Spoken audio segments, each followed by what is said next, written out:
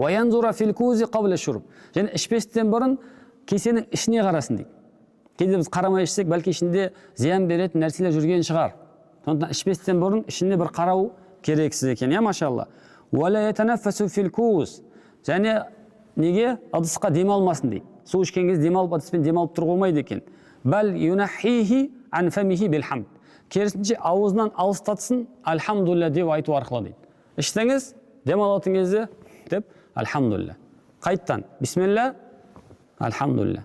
Қайттан бисмилля, альхамдулилля деп не істеу керек болады? Үш рет бил хамд, хамдпен ва яруддаху бит тасмия. Қайттан бисмилля мен ішет, альхамдулилля мен қайтарады дейді. Түсінікті? Өте жақсы, машалла. Вал кузу ва куллу ма юдару алал қаум юдару ямнатан. Енді бұл ыдыстар су ішетін уақытта дейді, оң жақтан бастап айналдырады дейді. Мысалы бір су алып келсеңіз, немесе қымыз алып келсеңіз, немесе тағы сондай ішетін су алып келген уақытта бір қауымға суды құйып беретін кезде қай жақтан басталады? Оң жақтан басталады екен. Оң жақтан былай қарай кетіп, ең соңында сол жақта отырған адам ішеді деп жатыр. Жақсы ма?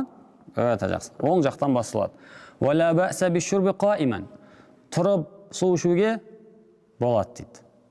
Тұрып су ішуге бола ма? Болады. Бірақ фалау шариба қаидан фаху ахсан. Бірақ отырып су ішетін болса, ол абзалырақ, жақсырақ, көркемірек дейді. Жақсы ма? Енді тұрып су ішу асылында сүннетке сай емес. Бірақ болады дегені, яғни ішсеңіз харам емес, макрух емес деп жатыр. Бірақ сүннетке сай болған жоқ. Сүннетке сай отырып ішу әрине абзалырақ екен. Жақсы ма? Өте жақсы.